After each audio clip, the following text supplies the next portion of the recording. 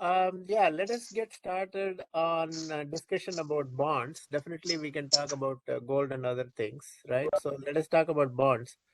So let's say, Govind, what are your thoughts on bonds, particularly when you know that the interest rates are going to go up and there is an inverse relationship between the interest rate and bond prices, right? So, um, so then is it a good time to invest in bonds, or when you know that interest rates are going to go up, or whether you should wait, or what are people's thoughts on that? Or a short-term bond, medium-term bond, long-term bonds? My thinking is this is every portfolio should have a certain allocation to bonds as sort of that's a conventional wisdom, as sort of a safety thing. But nowadays, that's because it's supposed to have inverse correlation with the equity prices, and it doesn't go up and down as much as equity. But that correlation is now getting a little diluted. So when the equity goes down, bond also goes. And so that negative correlation is not that much present anymore. And currently, the yield which you get out of bonds, I'm using bonds in general. Even if you take 30-year bonds, 30-year, the 10-year, 30-year rates are all about 2.5%. And with the current rate of inflation being, say, 7.5%, let's say forget 7.5%, even if you take 6%, in real terms, you are basically losing money. So what's the alternative? So keep the invest. My current thinking, in fact, that's what I do, is keep the bond, keep some money in bond, and but a lower percentage, maybe 10 or 15% max, and put it in good dividend yielding securities, which could go down. But if one's investment horizon is reasonably long, like say about 5 years, then they should pay off. And so that's basically, and within that, the short term, the medium term, the long term, and it's very difficult to say. Maybe long term currently is a little better than short term because the short term is subject to greater volatility. And within that, then there is this universe of, the government bonds, the high yield bonds, the corporate bonds. Maybe from a yield perspective, even at the risk of a slightly higher risk, good quality corporate bonds is perhaps a good way to go. So you're talking about individual bonds compared to bond funds, right? No, I am not talking of individual bonds, because unless my own feeling is, I may be wrong, unless one has a uh, reasonable amount to invest, better to go with bond funds because they can get it cheaper, and they have perhaps, at least perhaps in Canada, they have greater availability and perhaps a greater knowledge of a lot of things. And sorry, one more thing. Talking of more like, instead of just bonds, more like fixed income. One of the things that is getting popular, I'm told, sure it's in the US because US is the leader in all these, things, is private equity. Not private equity, private credit. Private credit is not something which is very difficult for individuals to get into, but there are, how do I say, organizations and funds, and if you've got private wealth management with some company like, Schwab or somebody, they may have access to private lending, which may be more safer than private equity. So that's something which one can look at. So you're talking about private equity, like pre-IPO equity, stocks, or are you private, talking about private debt?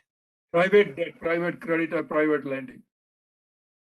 Okay. Do you know how one goes about investing in those? I think it is if you have not a general brokerage account, it has to be a private wealth management account with some brokers or wealth managers. And I understand that a couple of ETFs are now cropping up.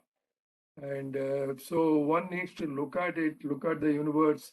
And if anybody has got an account in a private, like a private wealth management, like Raymond James or somebody like that, one can make an inquiry and see that whether anything is possible. In fact, I have already sent an inquiry, and if I Okay. hear anything, I will put it on for our to our forum.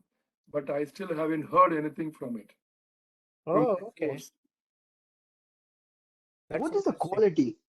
What is the quality of the investments in the private equity? I mean, is there a do we know the insight of where that money is going?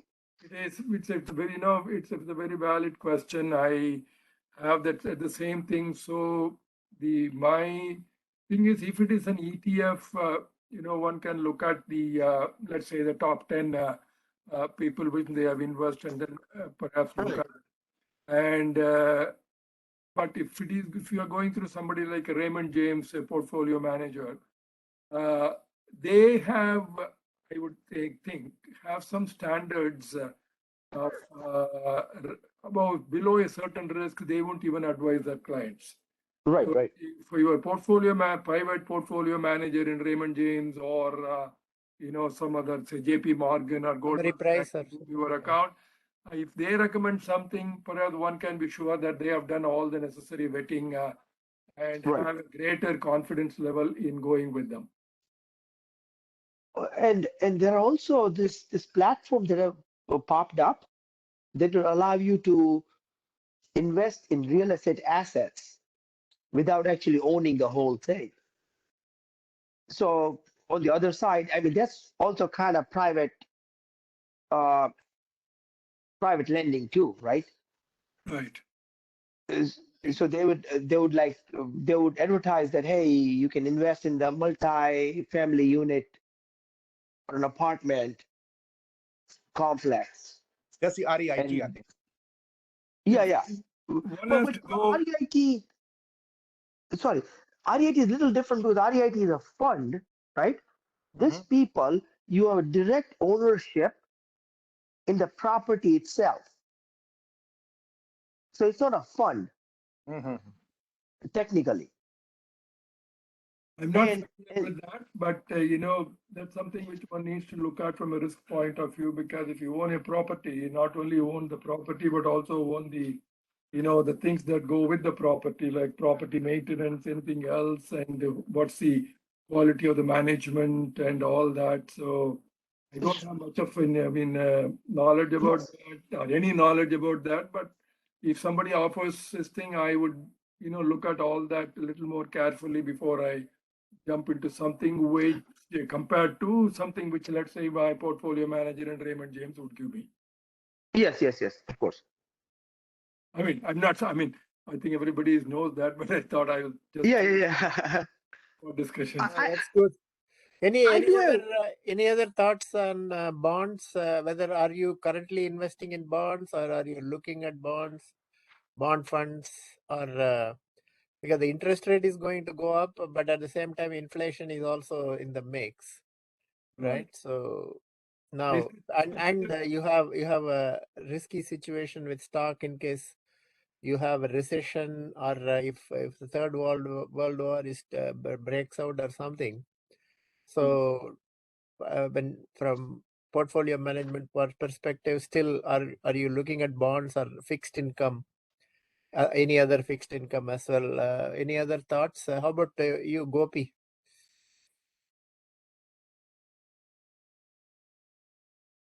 Sorry, say that again, Ari. I missed the Yeah, question. what are your thoughts on fixed income and bonds in the current environment?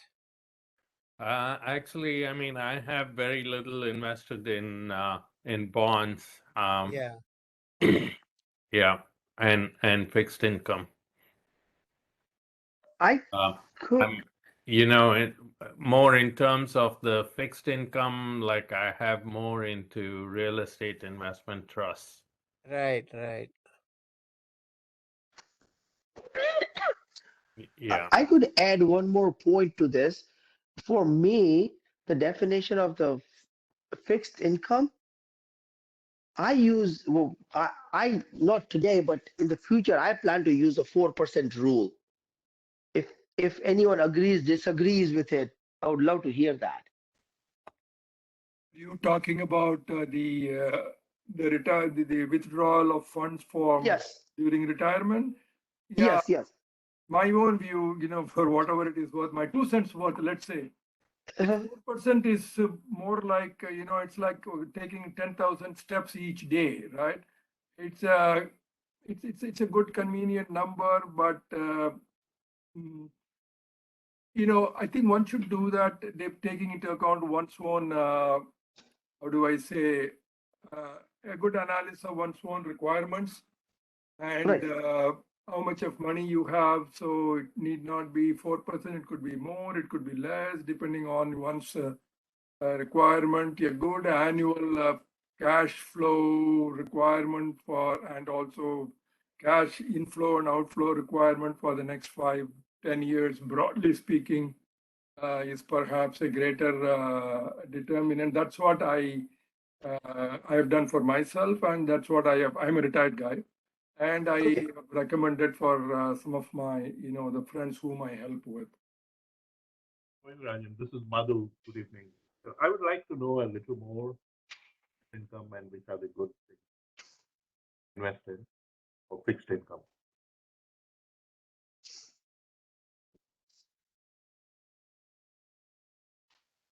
Hello. Yes, hi. Yes. Yeah, sorry, I missed the question. Can you Yes, repeat it me again? too. Yeah, I'm interested in some of the instruments for fixed income. Like I'm also retired, like going Rajan. So good thing. What are the deposits you can make for a fixed income? Yeah, I mean, you start with like a CDs or fixed deposits or something like that, and those interest rates are abysmal, right? So currently they are still extremely low fixed when you talk about fixed income, right? Right. And then you have the bond funds, right? You can have individual bonds or individual or bond funds. Bond funds also, there are so many categories. You have investment grade and junk, which is a non-investment grade. Obviously, more risk you take, you get better interest rate, right? And you have the short term, medium term, long term, all those things. Bonds are a major portion of fixed income. And then other ways of getting yield is buying some safe dividend paying stocks, I think one right? So example is utilities, right, Nari? Utilities, I think, is one of those steady ones. correct. Utilities also, it is a it is sort of a seasonal thing, right? So when other stocks are not doing well, it can be a good portfolio balancer as well, right? So because it is treated almost like a more fixed income. Yes, utilities can be another alternative for fixed income. What about any corporate deposits? So corporate bonds, right? Those are the Yeah. corporate bonds. Yeah, corporate bonds. You have the corporate bonds and you have the government bonds. So I think there was a question in the chat. What about bond funds, right? So I have used VCIT, intermediate term corporate bonds, which is actually like a good thing. It gives you a yield also, and it has been pretty stable. So that is just an example, right? So VCIT is for corporate, C for corporate, and then VGIT. Those are all ETFs, right? So VGIT is government bonds. So if you're interested in bond funds, those two are good to look at. And then there is one which is from Vanguard BND, I think, that has full fixed income bond portfolio in that. Narik, there is one other thing which I forgot to mention. Madhu, I think you are the one who asked about fixed income, right? Right. There is a financial instrument, I'm sure most of you are familiar with it. It's called structured notes. And it is typically, it works like this. if I'm repeating what you already know, please, stop me anytime. No, go ahead. Basically, what happens is a financial institution like, say, JP Morgan. I'm a Canadian. I live in Canada, so some of what I say is with the Canadian experience. So what they do is a bank, for example, will do what's called a structured note for a certain amount of money, say $50 million. And they will say, for example, in Canada, the pipelines are pretty big, gas and oil pipelines. So it is linked to the, how do I put it? Let's say pipeline structured notes. So 50 million, let's say today is, they say the issue date is 10th of April. And so this thing is circulated among the brokers, and sometimes you can even find it if you go to the appropriate, the JP Morgan structured notes, Google search will give you. Then the minimum in Canada is mostly about only $5,000. And it works basically like this. You put say $5,000, say on 10th of April, the starting point on 10th of April for the pipeline index as is calculated by a reputed index calculating company, then so that is the starting point. Then there are a couple of ways in which it works. I will take one of the simplest ones. Then every 6 months, they give you quite a decent return. Could be as high as 10% per annum. And you can, so it can even be more with the interest rates going up. Let's say 10% per annum, which is still pretty good. Now, the valuation date, as they call it, is generally it's every 6 months. So 10th of April means 10th of October, they will look at the index. And you will get your return of 5%, that is for half year, on your $5,000. Now, from a tax perspective, this income is considered to be an interest. That means it is taxable at the highest rate, not as a dividend. Then on that day, if the index has fallen, nothing will happen. They will still give you the interest. But if the index has gone up, let's say starting index is 502. If the index has gone up on the 6th valuation date, so 6 months from the date of issue on 10th of October, then they will they will call the notes. That means they will pay you the money and the 5% interest. So you earned your 5% interest and you will look for another structured notes and invest it.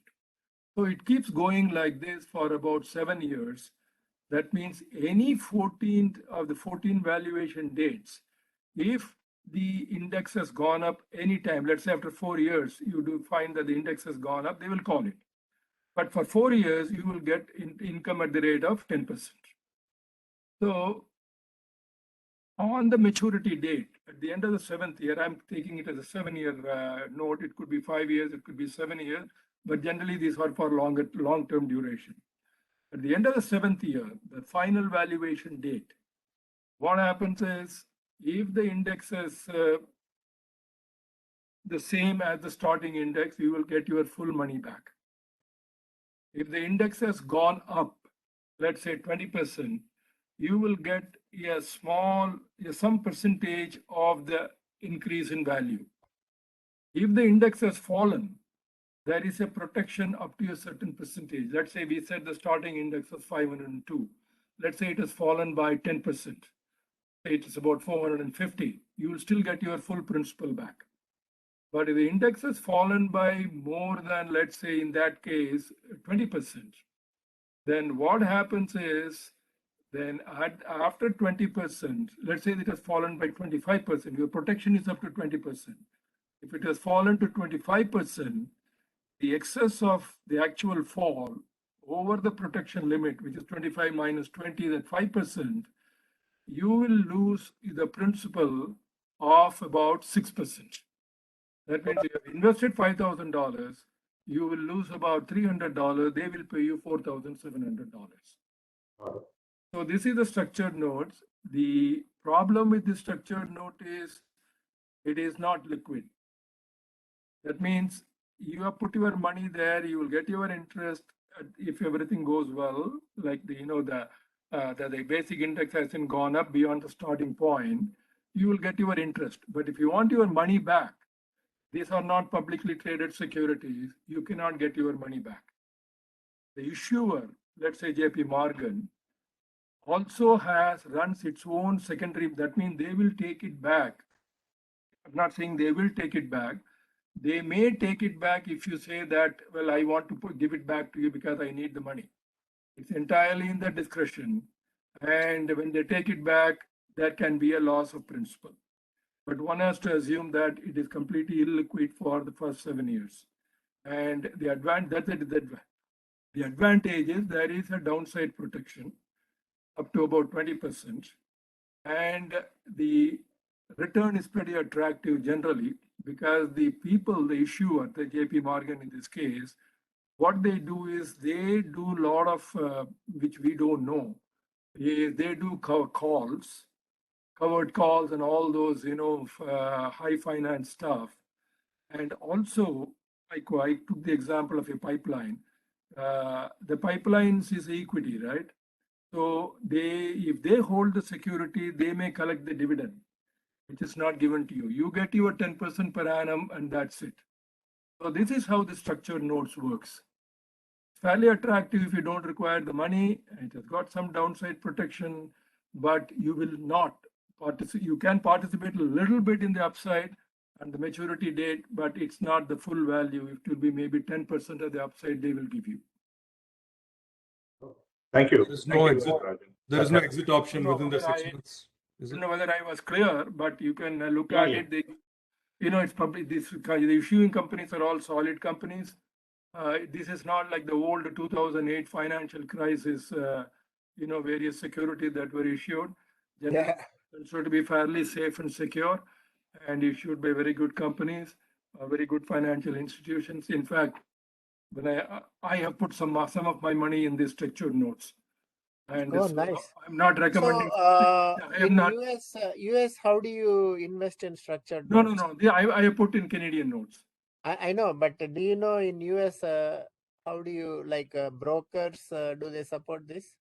Yes. Yeah. Essentially, to Madhu's question, like the PPR that you're invested in, Madhu, that is similar to a note. So you get a certain percentage as a return as part of that note, and those notes have kind of fixed periods, 1 or 2 years. And of course, the other ones that Govindarajan mentioned was some notes essentially have a 5 to 7 year period. And, if you withdraw before that, you may lose part of your capital. But essentially you should be receiving that interest rate on a regular basis, on a monthly basis. Yeah. So it does sound a little bit like annuities, right? So annuities also have this restriction. You cannot withdraw immediately, and then they have downside protection. And you can participate in the growth, but not the full growth, and you can downside thing up to certain percentage they protect, like Yeah. You don't get the index linked annuities. Nari, just Yeah, generally on those annuities, I mean, essentially you should not, you're not allowed to withdraw them, Correct. before your Percent. retirement. Correct. And annuities, actually, if you want to talk about annuities, I have investigated quite a bit, and then I always decided not to invest in them because the fees are too much. If you look at it, even if they say there is no fee, if you look at it in retail, there'll be fees for joining, and then surrender fees, and yearly fees and everything. So all these characteristics Govind mentioned about downside protection, they're all built into annuities. but I never invested. Any other thoughts? Anybody is investing in annuities? There are some high yield annuities Yeah. that my financial advisor had actually started for me. So, I mean, Oh, those are doing pretty well. oh, good.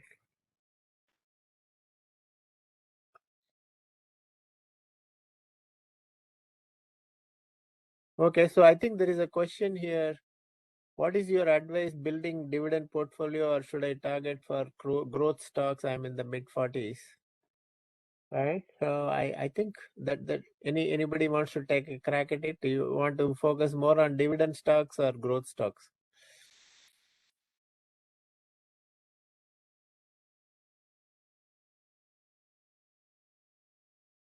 Who In wants to? general, like the dividend stocks, actually they don't appreciate much, and the dividend of course is variable depending on how well the company is doing. So, I mean, growth stocks are better from a growth perspective. And they probably give you a much better rate of return. Yeah, it is a typical value versus stock paradigm, right? So,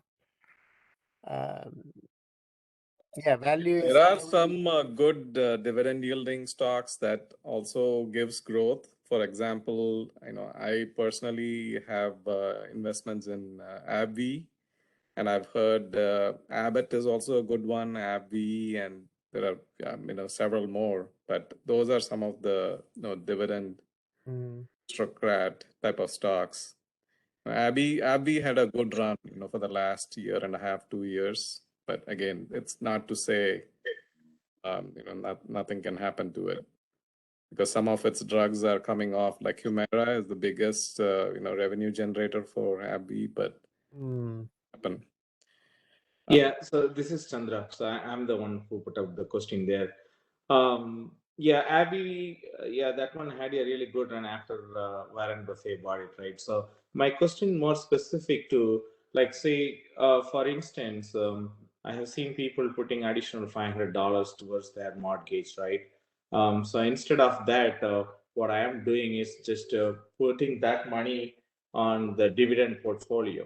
So if I put $500, additional $500 on a mortgage, if I complete the loan instead of 30 years, if I complete 20 years, if I channelize the same $500 for 20 years on the dividend portfolio, so at the end of 20 years, I will have good amount.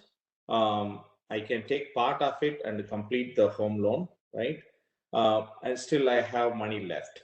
Instead, if I go and pay $500 every month to mortgage, end of the 20 years, all I will have is like my loan is gone, but there is no money left, right? So that's the reason why I started doing this dividend portfolio. Like you said, the appreciation is very, very less because it's a time consuming one. You got to wait for quite a long time to really see some capital gain. So that's the reason why. No, I mean, I think that also depends on whether your mortgage is fixed percentage or whether it is floating, right? If floating, then it is going to go up now when the interest rates go up, right? So that is why higher interest rates are negative for stocks, because people can just invest in like fixed income rather than in stocks. So yeah, if it is fixed interest rate, and then if you are getting if you got a 3% home loan, but you are able to get like 4% dividend or something, then definitely, as Well, long as I got lucky, and I got for 2.5%.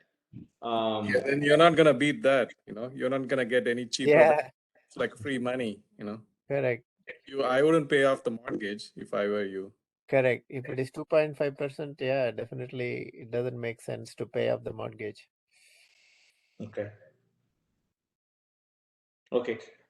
Historically, historically, if you go back, I don't know, 100 years or whatever, you can go and look at it. But from what I know is, equities always has done fairly well, on average 7%, the kind of returns that you can expect. So if you compare that with paying off your mortgage, yeah, you should make the call. I think there are two sides to it. There is some other sides of it, peace of mind and everything that comes with paying off, but it's up to you, on that. The only thing I would like to add is that when you do the calculation, one has to consider taxes. Generally, it is said that best things to look at is the after-tax situation. I think mortgage interest in the US is tax deductible and dividend Yeah. taxable at a concessional rate. So, the best thing is to what is the net on hand after tax amount. Over a period of time, it could make a difference. So that's the best way to, my 2 cents worth, I think that's the best way to look at it. Yep. I do have a follow-up quick point to this, real quick. Is it advisable to take a home equity loan out if you have equity in the house to use that for the index fund? I've been thinking. Yeah, That's a I mean, tricky you one. can A you can lot of do that people did if you that. get a decent thing. But the problem with the home equity loan is generally the interest rates are variable, right? So it'll keep going up. Oh, it is. Okay, I thought they were fixed.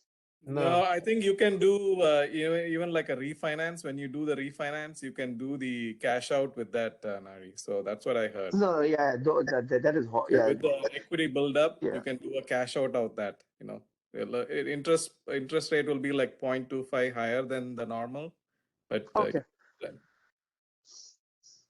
Just to add here, like for if one should take a loan or should pay off the mortgage or not, you can watch Dave Ramsey. I don't know if anyone has heard of Dave Ramsey yeah. here. That's what I was saying earlier. So There are two he, sides he to it, makes right? he makes a good case of why you should pay off, because his logic is there is one parameter which is not accounted for in the math which we do.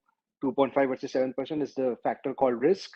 If you paid off the loan, you're stress free, you lose your job, no worries, you don't have to worry about paying off the mortgage. So he explains this much better than I can do, and you'll find tons of his video on YouTube. So just check it out and see if he resonates, if his logic resonates with you. Thank you. Yeah, I read his book also. By the way, do you guys have any recommendation for Vanguard dividend fund or ETF?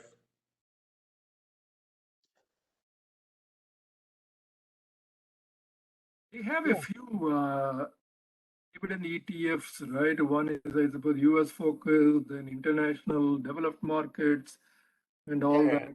Aristocrats, right? Dividend aristocrat. Yeah. So, but generally, Vanguard funds are from a cost return point of view, perhaps they are one of the best. Okay. That's my impression. I mean, Well, we have a Vanguard expert on the call here, Bhushan. Yeah, but I think he said he cannot talk or something. Okay. I can talk, but the only thing is I cannot disclose anything Right. because I could be in trouble. Going back to the home equity, I think Chandra, you are the one who talked about it. On the money which you get as part of the home equity, is there an income part of it which is taxable? I'm not sure. I think Lokesh asked that, or someone else, not me. Anyway, I thought that I heard something about it. Yeah, see, even if you have a home equity loan, right? If you are paying interest on home equity loan up to 100,000 or something of the principal you are paying interest on is tax deductible. I think it's $750,000. I was thinking the other way, also the other way. Is there a component of the money which you get from the lender, which is considered as equivalent annuity and therefore taxable as ordinary income? they might have misunderstood some comments from somebody, not here in this group. Sorry, come again. Come again. I don't The, understand your question. the money that you get from the company, the lender, the person who gives you the home equity loan, Yeah. is there an annuity component or an ordinary income component within that? No. There is nothing like that, right? No. No. Okay. No. I used to have a home equity loan. So No, I. amount is actually $750,000. You can deduct the interest off of on your taxes, up to $750,000, either a home equity loan or a mortgage. I see. And that was the so obviously you had to check the accountant and stuff like that. And it's quite beneficial for you to not have a jumbo loan. Not to have a jumbo loan? Yeah. I forget all the details, but I had a jumbo loan and I ended up paying the equity, so I didn't have jumbo loan anymore. There's a difference there. Oh, okay. And I will make sure I research and post back, but there is a significant difference when you not have a jumbo loan. So if you are not too far away from, and I think the cutoff point is at 525,000 $525,000. 424. 420. 424. Four- Yeah. Yeah. Okay, yeah. 450, 425, just something like that. Yeah, Um, and there is a quite beneficial for that, because when I refinance, I did that, and I will check and post back of why you should, or what are the benefits. Unless you're paying off the higher interest loan faster. Oh, I forgot. Second loan, right? The second loan of the jumbo, mostly it is the higher interest loan. If you're paying that off faster, then you're okay. Depends. It depends on how you plan it out. Yeah. Okay. So yeah, we talked about fixed income and so on. So what about allocation for crypto and options and other things? Any thoughts on that from everybody? We have our crypto expert Rahul is there. No, not an expert, but I usually, like, I can share my point of view. I don't put more than 5% of my portfolio in crypto because it's like I consider it playing with fire. That's how the approach is. 90%, 95% of my money is either in an index fund or some sort of real estate or pretty conservative investments. But yeah, what I do is I spend my entire time on those 5% because that 5% has value. If you spend time properly, that 5% in few years can uh, generate you 95% of your money.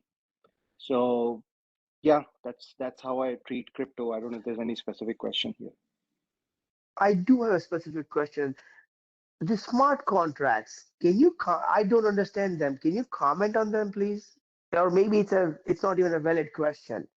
I mean, it's a valid question, but I don't understand them either because I'm not a technical person. I'm in crypto as an investor.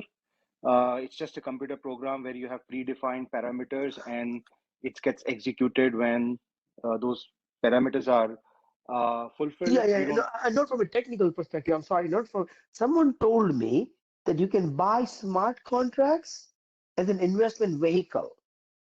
No, no, So no. say, okay. No, Maybe not I'm that. mistaken. Maybe there is like there are projects which invest in like real life assets.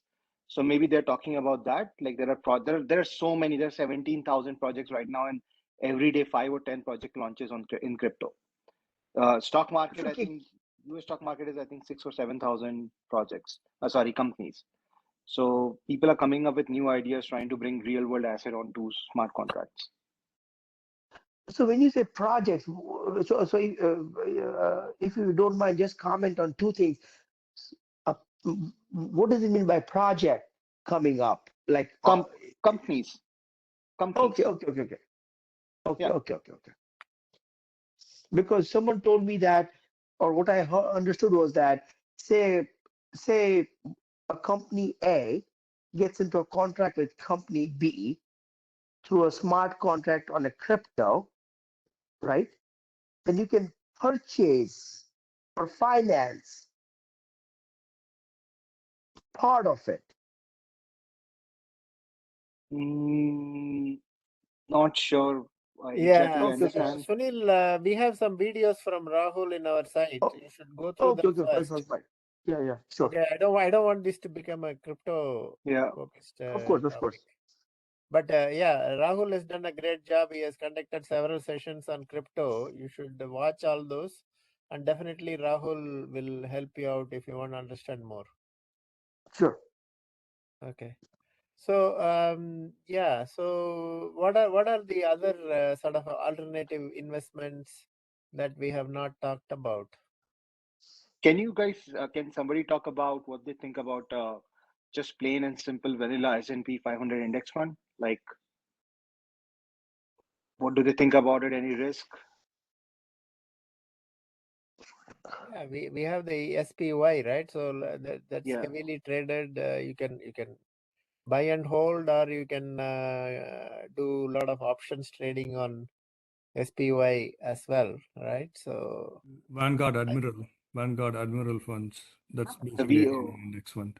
yeah, VO. But if you are into options, it is better to trade SPY because you have a lot more like option expiration dates and volume, and you have much better bid ask ratio, all those things. So if you want to hold and also do covered calls and other things, then SPY would be better than the Vanguard funds, because I have both, and I definitely have seen a lot more activity in SPY.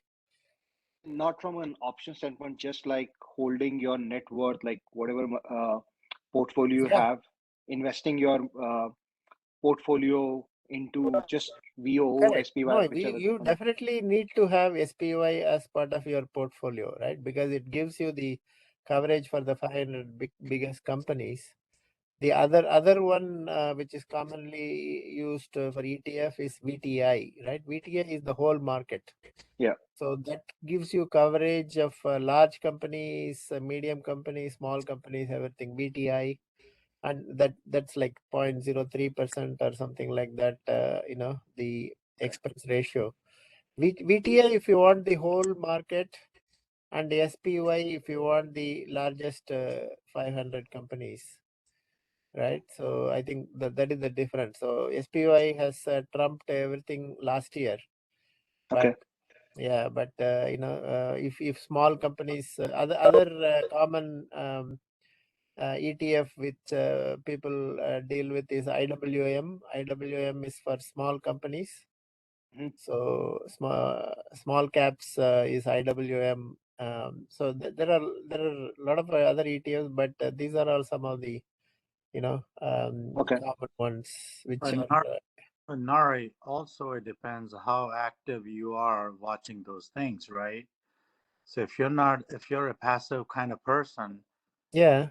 put it in a mutual fund and be done with it, type of thing. No, this is better than mutual funds, because you can see mutual fund, the price is determined at 4 o'clock in the night, evening, right? Only when the market is closed. So Yeah. if let us say that the market has gone down quite a bit, and then you put an order for buying mutual funds, but the market might have come back by 4 o'clock. Right. Right. So they are going to be, you are going to be paying more for mutual fund. That is one thing. And the other problem is tax. Right. Right. So each Now, mutual now, funds taxation you pay yearly, whereas ETF you pay the tax only for capital gains when you sell it. right. I think I misspoke. I meant ETF for those mutual funds, like VU or SPY or some of those. You buy the ETF, you don't have to worry about those whole lot of taxes you had to pay. Correct. Oh yeah, you're right. Yeah, mutual funds. I would recommend, like unless it is an active mutual fund, for passive mutual funds, you're better off with ETFs than mutual funds. Right, right. Also, Yeah, isn't the statistics in the favor of index fund, because I think 82 or 85% of mutual funds can't even beat S&P 500 index fund? Yeah, it is. It is That's definitely correct. difficult to beat. Over a period of 10 years. Over a period of, if you're 10 years, then it is very hard to beat index fund, not only in Yeah, US, but in India as well. yeah. That's, I think that's what Warren Buffett says, right? Just invest in Yes. index and be done. But, Exactly. Well, Bogle said that 40 years ago, right? right. But the surprising was, for me, the surprising fact was India mutual fund, India Sensex has equal returns. That was very surprising for me. Oh, okay.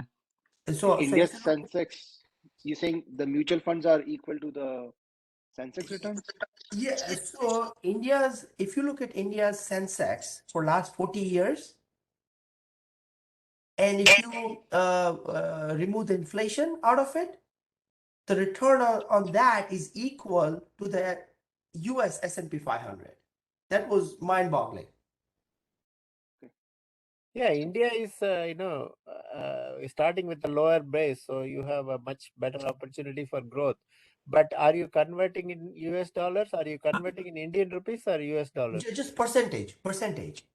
No, So percentage doesn't mean anything, right? Because the Indian rupee has depreciated in 40 years so much. It used to be 4 rupees per dollar.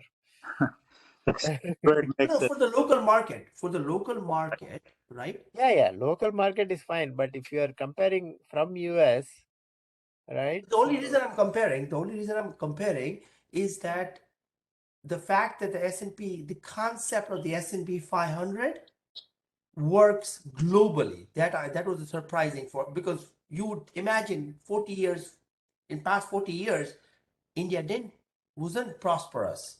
Right. Still it returned 18% average annualized return for 40 years. That was like, at least for me, it was mind-boggling. Yeah, but at the same time, if you look at it from 2000 to 2010, right? SPY was flat for 10 years. Over 10 years, it was flat, right? So, but it catches up later on, right? Yes. So that is the thing. Rahul, Okay, one thing I so wanted to add about S&P 500 is that it is very tech heavy, right? It's not just the big guys, not just what's called the tech.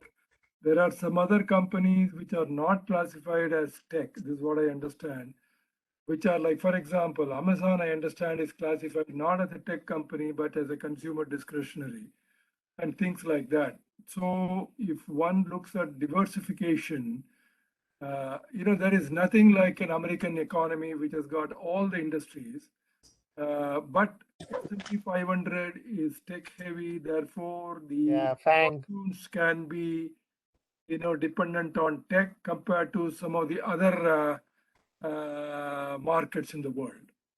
That makes sense, but isn't also that it's tech heavy, because right now in the last 10, 12 years, tech companies are sitting at the top 10. Let's say there's a war tomorrow and Lockheed Martin is needed everywhere and their market cap rises because there's war happening and there is a lot of companies who are building rocket ships and missiles. Suddenly their market cap goes up, they come in the top 10, and then suddenly S&P 500, because it switches based on the market cap, it will become a missile heavy or defense heavy index. So my assumption is, and again, you would know better, but my assumption is S&P 500, depending on where the market is, it switches, keeps the 500 in check, and you get a good investment across the board in the top 500 American companies. And it would switch based on which industry is ruling at that particular time. Very true. The problem is the tech companies' valuation, market values are so high. Okay. That for the other companies like defense industries to move the needle, a lot of growth has to come from various other industries for the needle to be moved significantly. Okay. Right, because Okay. these are all trillions of dollars. If you take Amazon, Microsoft, Google, and all those companies, if you take it, these are so many trillions. Right. right? So that's, I mean, I'm not going, don't get me wrong, I'm not going saying against S&P, but I have some my own money. I live in Canada, but I put in S&P 500. Got it. Thing like it, but it is, one has to, keep this at the back of one's mind that it is Got it. an investment in a tech, but tech, in the technology is everywhere, right? It may not be Yeah. growing today because people are all, moving towards value and cyclical and all that energy and things like that. But if one has our horizon is longer, like 5 years and all that, maybe tech is the place to be. Yeah, makes sense. No, absolutely makes sense. One more thing to add, S&P 500 represents 75% of US GDP. That was also a very important factor, what I feel.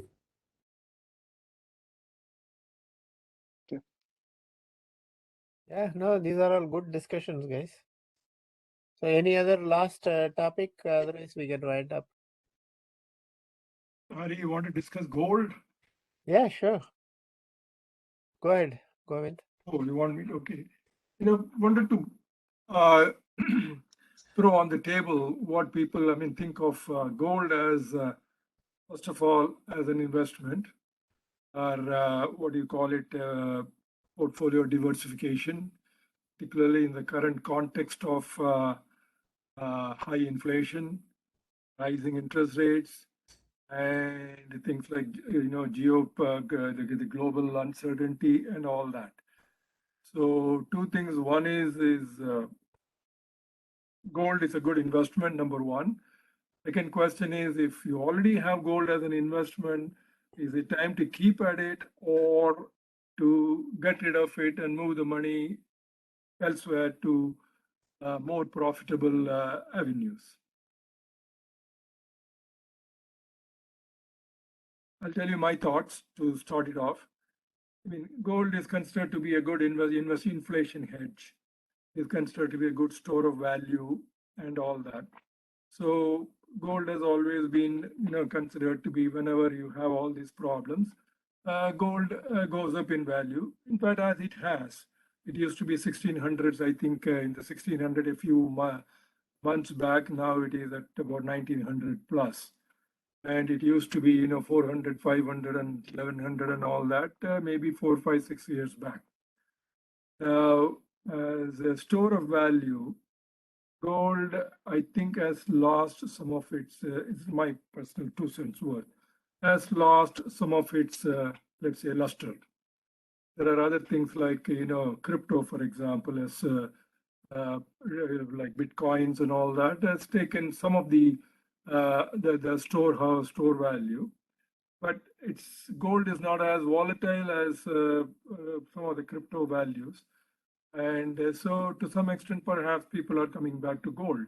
That's why perhaps the value has gone up to 1900 and all that.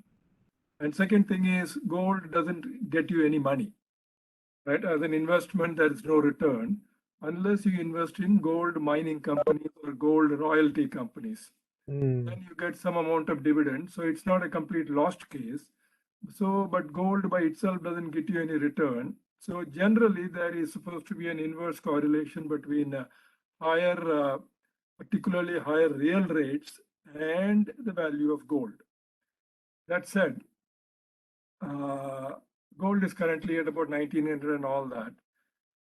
The current environment is one, people are talking of big inflation, 7%, 8%, and the current talk is that the inflation is not any more transitory and it's going to last for a few more years at least, and it's not going to come back to 2%, 3% in a hurry. That's number one. There is so much of uncertainty in the globe, the war and all that. That's number two.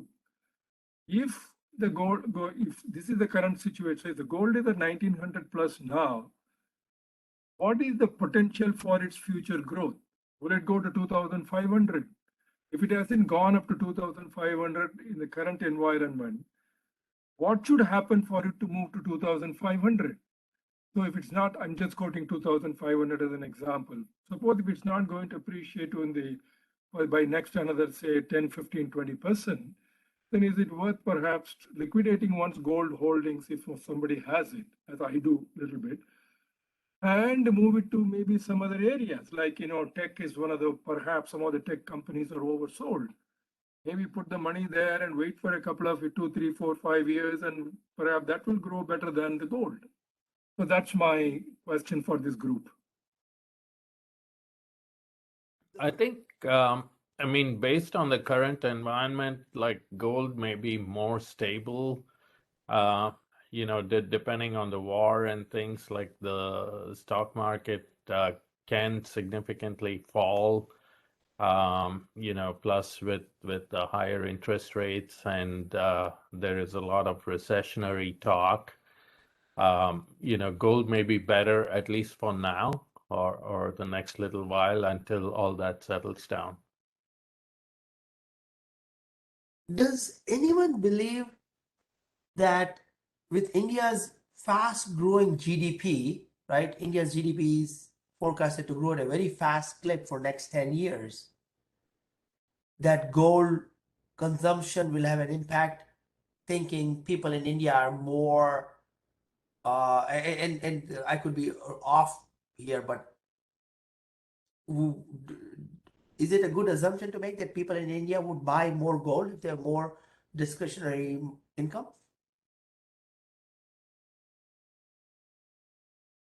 I don't know if there's nobody. My own feeling is it's possible.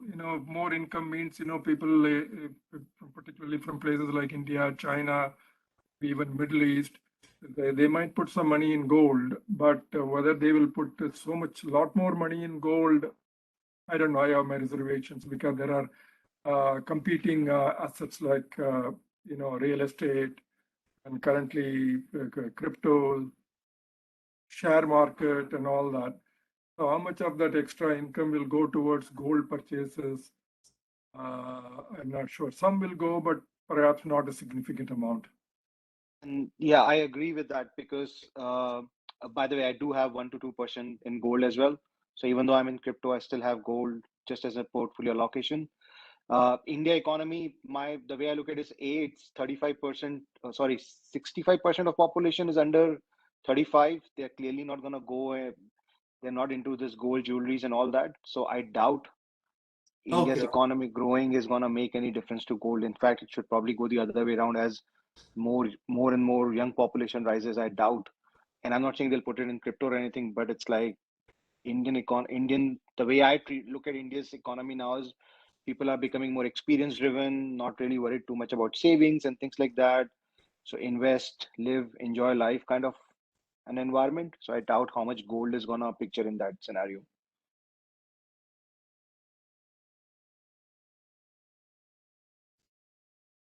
Yeah. So yeah, I think I tend to agree with those comments, Govind. So definitely it might go up, right? So definitely if the war worsens, definitely that is the time gold goes up. But at the same time, as you said, there is no income component, right? Even in crypto, there is an income component. Passive income can be, so I think eventually, I think crypto will definitely probably supplant gold as a hedge, right? So I think probably if you just buy and hold, then it may not work out. But if you just trade, that is fine, right? So short term you can trade, but I don't know whether it is a long term strategy to keep gold, because there are a lot of other options now. That is not the only hedge against stock market fluctuations. Also, it's a marketing game. I feel like if you look at crypto, it's been marketed everywhere. Open your TV, Yeah, there are ads, there are correct. billboards, there are stadiums being bought. Who's marketing gold? When was the last, like, who's marketing gold other than like the jewelry companies? Right, So right. it's a marketing play. So new Yeah, people I like think they'll no, I totally agree. I think 2011, if I remember right, I think 2010, 2011, that is when gold went up like anything, right? So because people were afraid of stock market and other things, so commodities went up and gold went up quite a bit. So that can be a potential scenario, but then again it came down, right? So it is not like I don't think it's like a buy and hold because you're missing out on the dividend. component, right? Because in the stock market, even SPY gives you some dividend. Okay, now I think these are all good discussion, guys. So yeah, I think unless there are any other topics, we can wind up now. Thanks for all this active participation. So this is really good. And then we will probably enjoy the spring and summer, and then we will restart our meetings and discussions in fall. But meanwhile, I'm always open to scheduling these, people. I don't want to go and actively find people to present, but if you want to present on any topic, crypto or stocks or bonds or any investment topics, I can arrange that for you. But otherwise, we will not. I'm not going to actively schedule meetings every week and stuff. Give you a break. All right. Thank you, Nari. Thank you. Thanks, guys. Thank you. Thanks, Nari. Thanks, everybody. Everyone, and have enjoy the spring and summer.